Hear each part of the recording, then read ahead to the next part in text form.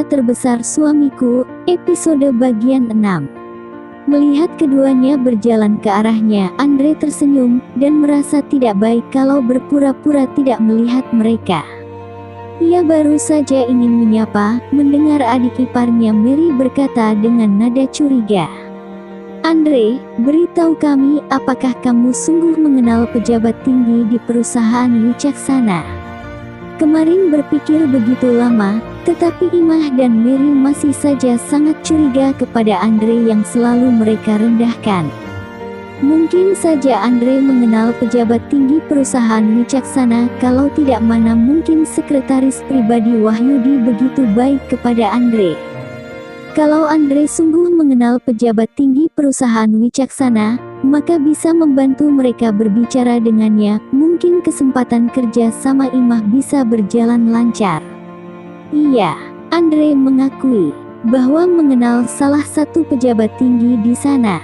Mata Imah dan Mary seketika wajah mereka penuh senyuman. "Kakak ipar kamu sangat hebat," ujar Mary. "Aduh, aku tak tahu kalau menantuku begitu hebat. Cepat beritahu ibu, pejabat tinggi manakah yang kamu kenal?" Imah memandang Andre penuh semangat. Saat itu merupakan saat di mana ia paling menyukai Andre, setelah beberapa tahun berlalu. Adik iparnya juga memandang Andre dengan kagum. Baginya, beberapa tahun ini Andre sekarang pertama kali menjadi kakak iparnya yang hebat. "Aku hanya mengenal Wahyudi," ujar Andre dengan santai. Ia memang hanya mengenal Wahyudi di seluruh perusahaan Wicaksana. Di seluruh pejabat tinggi di perusahaan Wicaksana, ia cuma mengenal Wahyudi. "Kamu tidak boleh berbicara seperti itu. Dia orang paling disegani di kota Balangan." Meskipun Imah masih belum percaya sepenuhnya kepada Andre, tetapi wajahnya memasang wajah yang bahagia. Menantunya ternyata kenal dengan pengusaha terkaya Balangan. Maka kemungkinan kerjasamanya berjalan lancar itu semakin besar. Andre mengangkat bahunya dan tidak dapat berkata apapun. "Oh iya, Kak, apa hubunganmu dengan Wahyudi?" tanya Mary penasaran. Kepada Andre, "Dia adalah kepala pelayan keluargaku." "Oh iya, Ibu. Kalian kemarin ke perusahaan Wicaksana untuk membahas pekerjaan kan? Apakah berjalan dengan lancar? Apakah perlu bantuanku?" Melihat sikap ibu mertua kepadanya berubah, hati Andre juga menjadi bahagia. Meskipun mereka dulu sangat meremehkan dirinya, tapi lagi pula ia adalah ibu mertuanya. Ia juga tidak ingin mengingat masalah-masa lalu. Seketika Mary terdiam setelah mendengar ucapannya Andre. Pengusaha terkaya Balangan adalah kepala pelayannya. "Kamu bohong banget, Kak Andre." Mereka berdua berpikir Andre ingin bercanda dengan mereka secara bersamaan. "Pengusaha terkaya Balangan adalah kepala pelayanmu. Kalau gitu aku pengusaha terkaya seluruh dunia," sindir Mary lalu tertawa. "Berani-beraninya kamu Andre membohongiku." Imah marah besar. Mungkin harapannya terhancur begitu saja, sehingga ia semakin membenci Andre. Andre cuma tertawa, "Mengapa selalu tidak ada orang yang bisa mempercayaiku? Kamu tidak menjaga Nilia. Sekarang mau pergi kemana kamu?" tanya Imah dengan nada marah. "Nilia sedang tidur, aku keluar untuk mencari makan," ujar Andre. "Makan mulu. Kamu hanya tahu makan aja ya." Imah mendengus dan langsung masuk ke dalam rumah sakit bersama Mary. Hari ini ia datang, selain mencurigai Andre, dan juga datang ingin bertemu dengan cucu perempuannya. Andre melihat punggung kepergian Imah dan Mary, dan ia mengayunkan tangan dengan tak berdaya.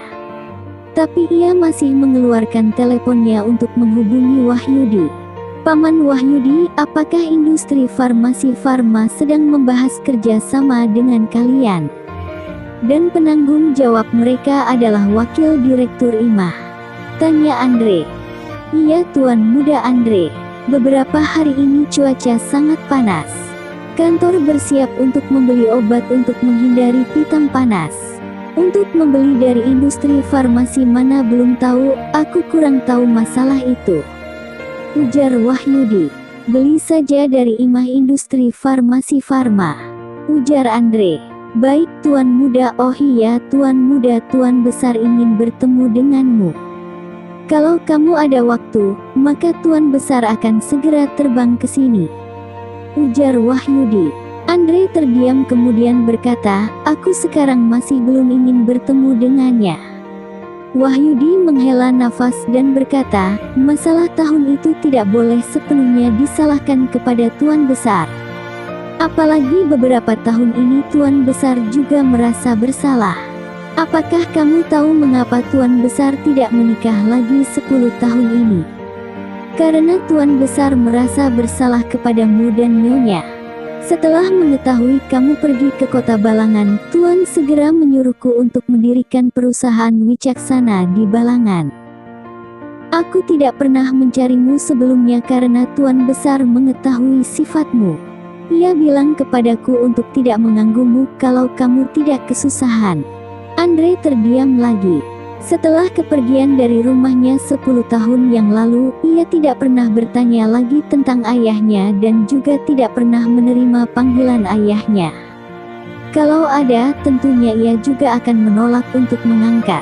Hal yang membuatnya sekarang tercengang adalah 10 tahun yang lalu setelah kematian ibunya, ayahnya juga baru berusia 36 tahun. Ternyata hingga sekarang ia tidak pernah menikah dengan wanita jalang itu. Jangan-jangan ia hidup dalam perasaan bersalah selama 10 tahun ini. Andre baru pelan-pelan berbicara, nanti kita bahas setelah anakku sudah sehat. Dan dia juga adalah ayahnya. Sekarang ia juga telah membuka pikirannya. Alasan dibalik kematian ibunya lebih banyak disebabkan oleh wanita jalang itu. Baik, aku akan segera memberitahu Tuan Besar. Tuan Besar pasti sangat senang setelah mendengar berita ini, ujar Wahyudi dengan semangat. Ia telah berlangsung hidup di kota Balangan selama 10 tahun dan menjadi pengusaha terkaya di wilayah ini. Selain membantu tuan mudanya, ia hanya menunggu tuan mudanya kembali.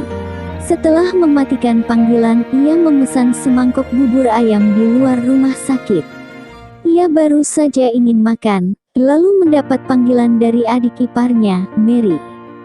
Kak Andre, Milia hilang. Kamu segera pulanglah untuk mencarinya, ujar Mary dengan panik. Hahaha, Andre tertawa dan berkata, Milia telah aku pindahkan ke ruangan VIP lantai 11, kamar ruang nomor 3. Apa? Kamu memindah Milia ke ruangan VIP? Dari mana kamu mendapat uang? Tanya Mary. Aku pinjam uang kepada teman, ujar Andre. Dan mereka juga tidak akan percaya kalau ia menjelaskannya. Bagaimana saat kalau kamu menunggu sumsum yang cocok dengan Milia? Tanya Mary. Tenang saja, aku tidak akan minjam uang kepada kalian. Aku memiliki cara aku sendiri. Teringat waktu dia memulai usaha dan meminjam uang kepada mertuanya, tapi bukan uang yang didapatkan malah diusir. Andre sudah bersumpah tidak akan pernah meminjam uang kepada keluarga mertuanya. Bocah yang tak berguna seperti kamu, aku juga tidak akan pernah meminjamkan kepadamu. Terdengar suara Imah kesal, Andre langsung memutuskan panggilannya. Orang yang tidak berguna itu, berani-beraninya memutuskan panggilanku. Imah mengembalikan teleponnya kepada Mary dan langsung berjalan menuju ke kamar Milia dirawat. Setelah tiba di ruangan VIP, Imah terkejut melihat suster profesional yang merawat Milia. Ia sangat kesal dan dalam hati berguam, dasar menantu tidak tahu diri. Sudah tidak ada uang, kenapa dia tidak kasihan kepada istrinya sendiri? Mereka berdua duduk sebentar, tak lama kemudian Milia terbangun. Walaupun Imah dan Mary tidak suka kepada Andre, tapi mereka sangat menyayangi Milia. Awalnya mereka berdua tidak ada pekerjaan, tapi tak lama kemudian, telepon Imah berdering. Setelah ia mengangkat teleponnya, ia mengecup dahi Milia beberapa kali dengan semangat. Siapa yang menghubungi ibu? Ujar Mary penasaran. Manajer perusahaan Wicaksana menghubungi kita untuk membahas kerja sama hari ini. ujar Imah penuh semangat. Astaga, baik sekali. Selamat Bu. Akhirnya bisa mendapat pesanan besar dari perusahaan Wicaksana. Mary juga berkata dengan semangat.